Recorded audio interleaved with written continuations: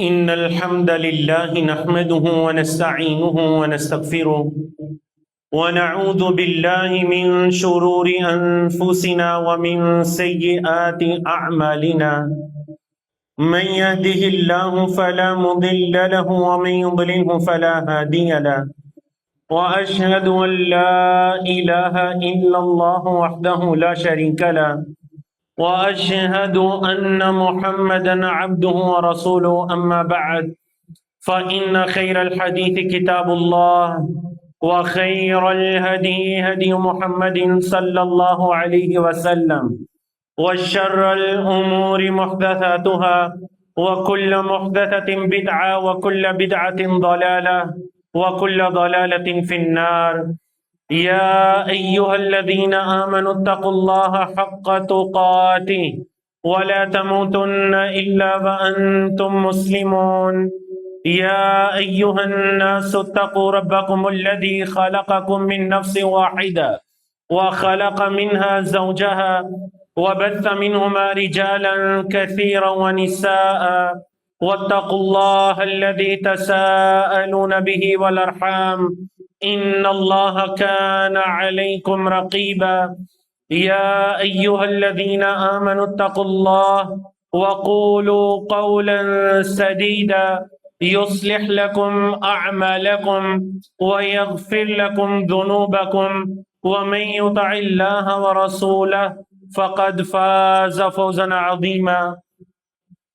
قال الله عز وجل: في بيوت أذن الله أن ترفع ويذكر فيها اسمه يسبح له فيها بالغدو والآصال رجال لا تلهيهم تجارة ولا بيع عن ذكر الله وإقام الصلاة وإيتاء الزكاة يخافون يوما تتقلب فيه القلوب والأبصار ليجزيهم الله أحسن ما عملوا ويزيدهم من فضله والله يرزق من يشاء بغير حساب. رب اشرح لي صدري ويسر لي أمري واحلل عقدة من لساني يفقهوا قولي. اللهم انفعنا بما علمتنا وعلمنا ما ينفعنا وزدنا علما. ہر قسم کی حمد و ثنا اللہ وحدہ لا شریک کے لیے، لاکھوں کروڑوں کی تعداد میں درود و سلام ہو نبی کریم صلی اللہ علیہ وسلم کی ذات گرامی پر۔ سورۃ النور کی بڑی خوبصورت آیت کریمہ، جس آیت کی وجہ سے اس سورت کا نام بھی سورۃ النور رکھا گیا۔ اللہ نور السماوات والارض، اللہ زمین و آسمان کا نور ہے۔ اللہ کا یہ نور کہاں پہ ملتا ہے؟ اللہ رب العزت نے اس سے اگلی آیت نمبر 36 میں بتایا، اگر اللہ کے اس نور کو تلاش کرنا ہے تو فی بیوت، ان گھروں کے اندر تلاش کرو، آذن اللہ ان ترفع ویذکر فیہا اسمہ، جن گھروں کے بارے میں اللہ نے یہ حکم دیا کہ ان گھروں کو بلند کیا جائے اور ان گھروں کے اندر اللہ کے نام کا ذکر کیا جائے۔ ان گھروں میں کیا ہوتا ہے؟ یسبح لہ فیہا بالغدو والآصال، صبح و شام ان گھروں کے اندر اللہ کی تسبیح بیان کرتے ہیں۔ کون اللہ کی تسبیح بیان کرتے ہیں؟ اللہ نے فرمایا رجال، ایسے بندے اللہ کی تسبیح بیان کرتے ہیں، لا تلہیہم تجارت ولا بیع عن ذکر اللہ، جنہیں کسی قسم کی کوئی تجارت اللہ کے ذکر سے نہیں روک سکتی، کوئی خرید و فروخت، ان کے کاروبار، ان کی لین دین انہیں اللہ کے ذکر سے نہیں روک سکتی۔ یہ اللہ کے ایسے بندے ہیں، نہ اللہ کے ذکر سے رکتے ہیں، وَإِقَامِ الصَّلَاةِ، نہ نماز کو قائم کرنے سے رکتے ہیں، وَإِيتَاءِ الزَّكَاةِ، نہ زکوٰۃ کو دینے سے رکتے ہیں۔ کیوں نہیں رکتے؟ کیونکہ يَخَافُونَ يَوْمًا تَتَقَلَّبُ فِيهِ الْقُلُوبُ وَالْأَبْصَارُ، یہ اس دن سے ڈرتے ہیں جس دن کے اندر دلوں اور آنکھوں کو الٹ پلٹ کیا جائے گا۔ قیامت کے دن کا ڈر ان کے دلوں میں ہوتا ہے، اس وجہ سے کوئی چیز انہیں نماز سے، اللہ کے ذکر سے اور زکوٰۃ کے ادا کرنے سے نہیں روک سکتی۔ اللہ کے رسول صلی اللہ علیہ وسلم نے صحیح بخاری کی ایک حدیث ہے، آپ علیہ الصلوۃ والسلام نے فرمایا اللہ رب العزت نے کچھ فرشتوں کو اس ڈیوٹی پر مامور کیا ہے کہ وہ اللہ کی زمین میں چلتے پھرتے ہیں اور دیکھتے ہیں کہ کہاں پر اللہ کے کن گھروں کے اندر اللہ کا ذکر ہو رہا ہے، اللہ کی تکبیر، اللہ کی تحمید، اللہ کی تسبیح، اللہ کی تمجید، اللہ کی بڑائی کو بیان کیا جا رہا ہے۔ قال اللہ اور قال رسول اللہ صلی اللہ علیہ وسلم کی صدائیں بلند ہو رہی ہیں، یہاں تک کہ فرشتوں کو ایک مجلس دکھائی دے دیتی ہے۔ فرشتے باقی فرشتوں سے کہتے ہیں ہلم الی حاجاتکم، جس چیز کی تمہیں تلاش تھی وہ مل گئی ہے، آؤ دیکھو یہ مسجد ہے اور یہاں کچھ بندے بیٹھ کر دنیا سے لاپرواہ ہو کر وہ اللہ کے ذکر کے اندر مشغول ہیں۔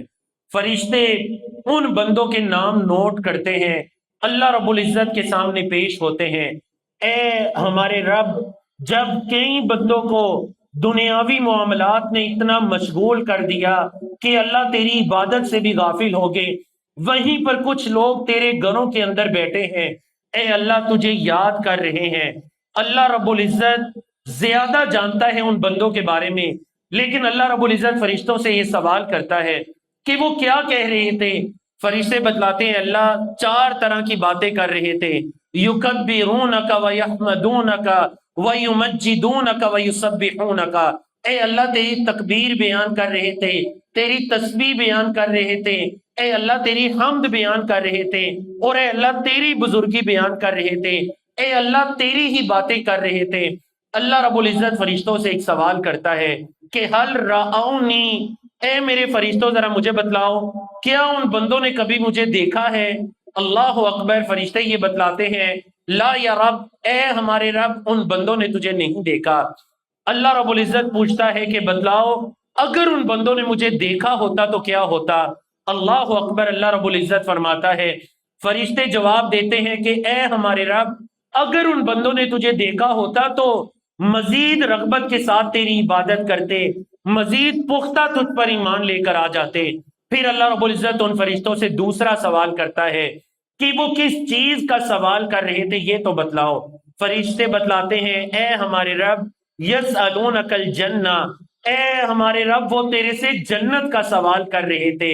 اللہ رب العزت فرماتا ہے اے میرے فرشتوں کیا انہوں نے کبھی جنت کو دیکھا؟ فرشتے بتلاتے ہیں نہیں اللہ، کبھی انہوں نے جنت کو نہیں دیکھا، بس جنت کے بارے میں انہوں نے سنا، قرآن مجید کے اندر پڑھا، اپنے نبی کی زبانی سنا، احادیث کے اندر پڑھا، ایمان لے کر آئے اور تجھ سے جنت کا سوال کر رہے تھے۔ اللہ پوچھتا ہے کہ اگر انہوں نے جنت کو دیکھا ہوتا، فرشتے کہتے ہیں اللہ پھر اور شدت کے ساتھ جنت کو مانگتے۔ اللہ اکبر، اللہ رب العزت تیسرا سوال کرتا ہے مما یتعوذون، یہ بتلاؤ کہ وہ کس چیز سے پناہ مانگ رہے تھے؟ فرشتے بتلاتے ہیں اے ہمارے رب یتعوذون من النار، وہ آگ سے تیری پناہ مانگ رہے تھے۔ اللہ رب العزت پوچھتا ہے کہ ہر رأوہا، کیا انہوں نے کبھی آگ کو دیکھا؟ فرشتے بتلاتے ہیں نہیں اللہ، کبھی انہوں نے جہنم کو نہیں دیکھا، سن کر پھر بھی اس سے پناہ مانگ رہے ہیں۔ اللہ پوچھتا ہے اگر دیکھا ہوتا، فرشتے کہتے ہیں اللہ پھر اور شدت کے ساتھ اس سے پناہ مانگتے ہیں۔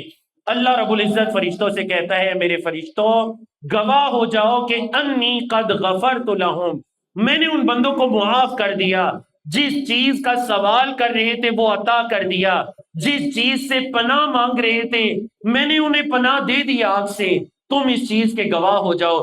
فرشتے بتلاتے ہیں اللہ ان بندوں کے اندر ایک ایسا بندہ بھی تھا جو اس مقصد کے ساتھ اس مجلس کے اندر یا اس مسجد کے اندر نہیں آیا تھا، اپنے کسی کام سے آیا تھا اور ساتھ بیٹھ گیا تھا، اے اللہ کیا اس کے لیے بھی معافی کا حکم نامہ جاری کر دیا جائے؟ فرشتے بتلاتے ہیں جب اللہ کو یہ تو اللہ رب العزت فرماتا ہے ہاں اس بندے کو بھی معاف کر دیا جائے۔ کیوں؟ کیونکہ اللہ فرماتا ہے ذالک قوم لا یشقی جلیسہم، یہ ایسے خوش نصیب لوگ ہیں کہ ان کے ساتھ بیٹھنے والے کبھی بھی محروم نہیں رہتے، جو ان کے ساتھ بیٹھتے ہیں وہ بھی محروم نہیں رہتے۔ اللہ اکبر، آپ علیہ الصلوۃ والسلام نے اسی وجہ سے 3 بندوں کی مثال کو بیان فرمایا۔ ایک مرتبہ آپ صلی اللہ علیہ وسلم مسجد نبوی کے اندر بیٹھ کر درس و تدریس کے اندر، وعظ اور نصیحت کے اندر مصروف تھے، یہاں تک کہ 3 صحابہ کرام آئے، تینوں آئے مسجد نبوی کے دروازے پر۔ ایک نے دیکھا کہ وعظ اور نصیحت کی مجلس ہو رہی ہے، وہ جلدی سے آ کر اس مجلس کے اندر شامل ہو جاتا ہے۔ دوسرا کچھ شرمایا اور مسجد کے کونے کے اندر جا کر بیٹھ گیا۔ تیسرے کی رغبت نہیں تھی تو وہ مسجد کے دروازے سے ہی پلٹ گیا۔ نبی کریم صلی اللہ علیہ وسلم نے جب اپنی بات کو مکمل کیا تو آپ علیہ الصلوۃ والسلام صحابہ کرام سے فرمانے لگے، کیا میں تمہیں 3 بندوں کے بارے میں نہ بتلاؤں؟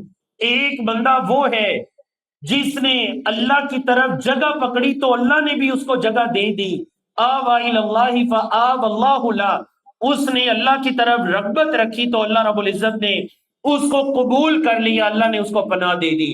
دوسرا بندہ وہ ہے فَاسْتَحْيَ اللَّهَ فَاسْتَحْيَ اللَّهُ مِنْ، دوسرا بندہ وہ ہے جو اللہ سے شرمایا تو اللہ رب العزت نے بھی اس سے حیا کی، اس مجلس کے اندر شریک نہیں ہوا، اس ذکر کی محفل میں شریک نہیں ہوا، اس نے اس سے حیا کی تو اللہ رب العزت نے بھی اس سے حیا کی۔ اور تیسرا بندہ وہ ہے جس نے فَأَعْرَضَ اللَّهُ عَنْهُ، جس نے اعراض کیا، اس ذکر کی مجلس سے منہ موڑا تو اللہ رب العزت نے بھی اس سے منہ موڑ لیا۔ اللہ اکبر، اللہ نے بھی اس سے اعراض کر لیا۔ تو یاد رکھیے گا، یہ اللہ کے گھر، یہ اللہ کی مساجد، یہ اللہ کے ذکر کے لیے ہیں، یہ تعلیم و تربیت کے لیے ہے۔ نبی کریم صلی اللہ علیہ وسلم نے فرمایا کہ اگر کوئی تم میں سے ایک حج کے برابر ثواب کو حاصل کرنا چاہتا ہے تو وہ کیا کرے؟ جو شخص مسجد میں اس نیت کے ساتھ آیا کہ میں کسی خیر کی بات کو سن کر سیکھ کے آؤں گا، اپنے علم کے اندر اضافہ کروں گا، یتعلمہ او یعلمہ، یا میں کوئی خیر کی بات سیکھ کر آؤں گا یا میں کوئی خیر کی بات کسی کو سکھا کر آؤں گا، تو نبی کریم صلی اللہ علیہ وسلم نے فرمایا فَأَجْرُهُ كَأَجْرِ حَجٍّ تَامٍ، ایک مکمل حج کے برابر اجر و ثواب اللہ رب العزت اس کو عطا کر دیتے ہیں۔ کرنا کیا ہے؟ گھر سے نکلنا ہے، نماز کے ساتھ یہ ارادہ کرنا ہے کہ آج مسجد کے اندر کچھ سیکھ کر آنا ہے۔ حدیث کے اندر یہ نہیں ہے کہ بیٹھ کر پوری سورۃ البقرہ سیکھنی ہے یا بیٹھ کر پوری سورۃ آل عمران سیکھنی ہے۔ حدیث کے اندر یہ ہے کوئی خیر کی بات اس نے سیکھی یا سکھائی، اللہ رب العزت کی طرف سے اجر کیا عطا کیا، اللہ نے اس کے نامہ اعمال کے اندر ایک مکمل حج کا اجر و ثواب لکھ دیا۔ اللہ اکبر۔ آپ علیہ الصلوۃ والسلام بڑی ہی پیاری مثالوں کے ذریعے اپنے صحابہ کرام کو بات سمجھایا کرتے تھے۔ ایک مرتبہ اللہ کے رسول صلی اللہ علیہ وسلم نے صحابہ کرام سے سوال کیا کہ اے میرے صحابہ، ذرا یہ بتلاؤ، تم میں سے کوئی ایک شخص وادی بطحان کی طرف جائے اور جا کر وہاں سے 2 موٹا تازہ اونٹ والی، جو ایک اونٹنیاں لے کر آئے، گوشت والی فربا اونٹنیاں، ایسی جن کے جسم پر گوشت دکھائی دے رہا ہو، تو مجھے بتاؤ کیا تم اس چیز کو پسند کرو گے؟ صحابہ کرام کہنے لگے اللہ کے رسول، ہم میں سے کون ہے جو اس چیز کو پسند نہیں کرے گا؟ کیونکہ اونٹ ان کی سواری بھی ہوا کرتا تھا، اونٹ ان کے گزر بسر کا ذریعہ بھی ہوا کرتا تھا۔ اے اللہ کے رسول، ہم سارے یہ پسند کرتے ہیں کہ وادی بطحان جائیں اور جا کر 2 موٹی تازہ اونٹنیاں لے کر آئیں۔ نبی کریم صلی اللہ علیہ وسلم نے فرمایا پھر تم اس طرح کرو، جب مسجد کی طرف آتے ہو، اگر تم یہ ارادہ لے کر آتے ہو کہ اللہ کی کتاب کی ایک آیت کو سیکھ کر آئیں گے تو اللہ رب العزت تمہیں ایک موٹا تازی اونٹنی کے برابر اجر و ثواب عطا کرے گا۔ اگر یہ ارادہ کرتے ہو کہ ہم 2 آیات کو سیکھ کر آئیں گے تو اللہ رب العزت 2 اونٹنیوں کے برابر اجر و ثواب عطا کرے گا۔ اور فرمایا اگر 3 آیات کا ارادہ کرتے ہو، اللہ رب العزت 3 اونٹنیوں کے برابر اجر و ثواب کو عطا کرے گا۔ اور اسی طرح فرمایا جتنی تعداد بڑھاتے جاؤ گے، اونٹنیوں کی تعداد بھی اجر و ثواب میں اتنی بڑھتی چلی جائے گی۔ یہ اللہ کے گھر ہیں، دیکھیے یہ ذکر کی مجالس ہے، یہ تعلیم و تعلم کی جگہ ہے، یہ وعظ و نصیحت کی جگہ ہے۔ یہی وجہ ہے کہ نبی کریم صلی اللہ علیہ وسلم نے ایک مرتبہ مسجد کے اندر ایک شخص کو دیکھا جو اعلان کر رہا تھا کہ میرا کوئی سامان کھو گیا ہے، اگر کسی کو ملا ہو تو دے دے۔ آپ علیہ الصلوۃ والسلام کو یہ چیز اتنی ناپسند آئی، نبی کریم صلی اللہ علیہ وسلم نے اس کو بددعا دی، لا ردہ اللہ علیہ، اللہ کبھی وہ چیز تجھے واپس نہ پلٹائے۔ یہ اللہ کی مساجد ہے، یہ گم شدہ چیزوں کے اعلانات کرنے کے لیے نہیں ہے، انما ہی لذکر اللہ، یہ اللہ کے ذکر کے لیے ہے، واقام الصلاۃ، یہ نماز کو قائم کرنے کے لیے ہے، یہ اللہ کی مساجد ہیں، یہ اللہ کے گھر ہیں، انہیں قرآن و حدیث کے اندر بیوت اللہ کہا گیا ہے، اللہ کے گھر کہا گیا ہے۔ آپ علیہ الصلوۃ والسلام نے تو اس شخص کو ناپسند فرمایا جو لہسن کھا کر مسجد میں آ گیا۔ نبی کریم صلی اللہ علیہ وسلم نے فرمایا دیکھو جس چیز سے تم تکلیف محسوس کرتے ہو اس چیز سے اللہ کے فرشتے بھی تکلیف محسوس کرتے ہیں۔ اللہ کی ان مساجد کے اندر اللہ کے فرشتے ہوتے ہیں، اللہ کے ذکر کے لیے مشغول رہتے ہیں، اللہ کی عبادت کے لیے مصروف رہتے ہیں، تمہارے علاوہ بھی مخلوقات ہوتی ہیں۔ اس وجہ سے اگر کوئی یہ والا پھل کھائے تو اسے چاہیے ہماری مسجد کے قریب بھی نہ آئے، جائز ہے، حلال ہے، کھا سکتا ہے، لیکن کھا کر اگر اس کے سے اسمیل آ رہی ہے تو ہماری ان مساجد کے قریب بھی نہ آئے۔ یہ مسجد اتنی عظیم اللہ کے ذکر کی جگہ ہے۔ حضرت ابو ہریرہ رضی اللہ تعالیٰ عنہ کو دیکھیے، آپ علیہ الصلوۃ والسلام کی وفات کے بعد ایک مرتبہ بازار کے اندر یہ جا کر دیکھا کوئی صحابہ جو ہیں وہ خرید و فروخت کے اندر مشغول ہیں، کوئی تجارت کے اندر، کوئی مزدوری کے اندر، بازار میں کھڑے ہو کر بڑے پریشان ہوتے ہیں۔ اعلان کر دیا، کہنے لگے تم یہاں پر خرید و فروخت کر رہے ہو اور وہاں مسجد نبوی کے اندر اللہ کے رسول صلی اللہ علیہ وسلم کی وراثت کو تقسیم کیا جا رہا ہے، آپ کے چھوڑے ہوئے مال کو تقسیم کیا جا رہا ہے۔ جلدی سے صحابہ کرام بازاروں کے اندر ساری چیز مصروفیات کو چھوڑ کر مسجد نبوی کا رخ کرتی ہیں کہ جا کر دیکھیں نبی کریم صلی اللہ علیہ وسلم کا کون سا ایسا وراثت کا سامان ہے جو تقسیم کیا جا رہا ہے۔ جب مسجد کے اندر آئے تو کوئی سامان دکھائی نہیں دیا۔ مسجد کے اندر دیکھا کچھ لوگ بیٹھ کر قرآن مجید کو سیکھ رہے تھے، کچھ لوگ بیٹھ کر آپ صلی اللہ علیہ وسلم کی احادیث کو صحابہ سے سن رہے تھے، کچھ لوگ بیٹھ کر حلال و حرام کا تذکرہ کر رہے تھے، کچھ لوگ بیٹھ کر اچھے اخلاق کی تعلیم کو لے رہے تھے۔ اب جب ان لوگوں نے یہ دیکھا تو واپس گئے اور جا کر ابو ہریرہ سے کہنے لگے اے ابو ہریرہ، آپ کہہ رہے ہیں وہاں پہ سامان تقسیم ہو رہے، مسجد کے اندر کوئی سامان نہیں ہے۔ تو ابو ہریرہ رضی اللہ تعالیٰ نے پوچھا تم نے مسجد میں کیا دیکھا؟ کہا وہاں تو کچھ حلقات ہیں، بیٹھ کر تعلیم و تعلم چل رہی ہے جو روزانہ چلتی ہے۔ آپ صلی اللہ علیہ وسلم کی مسجد میں لوگ آتے ہیں، صحابہ کرام جو مسجد نبوی میں متعین تھے، حضرت ابوبکر صدیق، حضرت عمر فاروق، حضرت عثمان غنی، حضرت علی بن ابی طالب رضی اللہ تعالیٰ عنہم کے دور کے اندر ان سے تعلیم لے رہے ہیں۔ ابو ہریرہ رضی اللہ تعالیٰ عنہ نے فرمایا وہ جو تعلیم چل رہی ہے وہی در حقیقت نبی کریم صلی اللہ علیہ وسلم کی میراث ہے۔ العلماء ورثۃ الانبیاء، کیونکہ علماء کو اللہ رب العزت نے انبیاء کا وارث بنایا ہے۔ والانبیاء لم یورثوا دینارا ولا درہما، اور یاد رکھیے انبیاء کرام اپنے ورثے کے اندر کبھی درہم و دینار نہیں چھوڑتے، انما ورثوا العلم، وہ اپنے ورثے کے اندر علم کو چھوڑتے ہیں۔ آپ صلی اللہ علیہ وسلم نے فرمایا فمن اخذہ بحظ وافر، جو اس علم کو لینا چاہتا ہے اسے چاہیے وافر مقدار میں اس علم کو حاصل کرے۔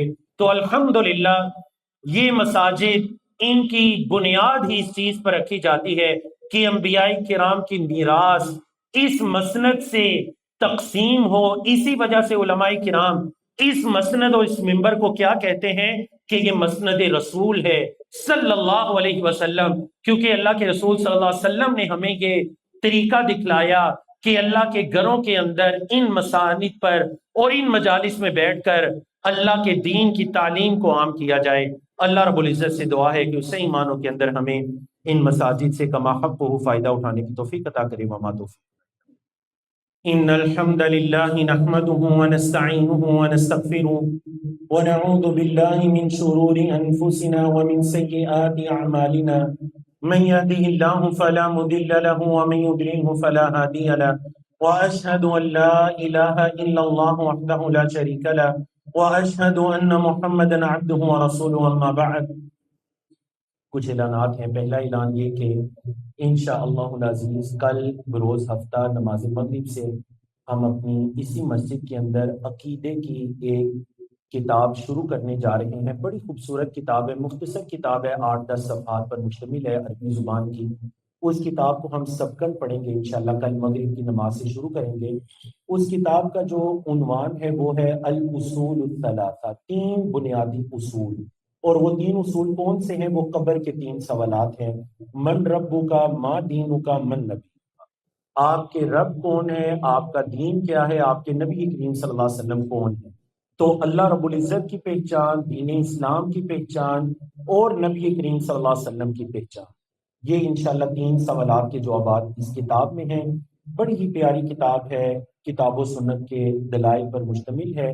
کل مغرب کی نماز سے انشاءاللہ اس کتاب کو ہم شروع کریں گے، تو آپ سب کی رغبت ہو تو کل بروز ہفتہ مغرب کی نماز یہاں پر پڑھیں، اور انشاءاللہ ہم اسے 5 سے 6 ہفتے میں مکمل کریں گے۔ ہر ہفتے والے دن، ہفتے میں 1 دن بس، ہر ہفتے والے دن کلاس ہوا کرے گی، اور صرف انشاءاللہ 20 منٹ کی کلاس ہوا کرے گی۔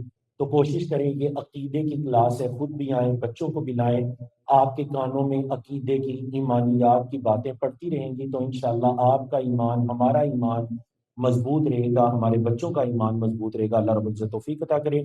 دوسرا، جیسا کہ آپ کے علم میں ہے، گزشتہ سال بھی آپ کے اس اسلامک سینٹر میں باقاعدہ سمر کورس بچے اور بچیوں کو کروایا گیا تھا۔ تو انشاءاللہ 3 جولائی بروز جمعہ سے، مطلب آج سے 2 ہفتے بعد 3 جولائی بروز جمعہ سے ہم سمر کورس کا آغاز کرنے جا رہے ہیں۔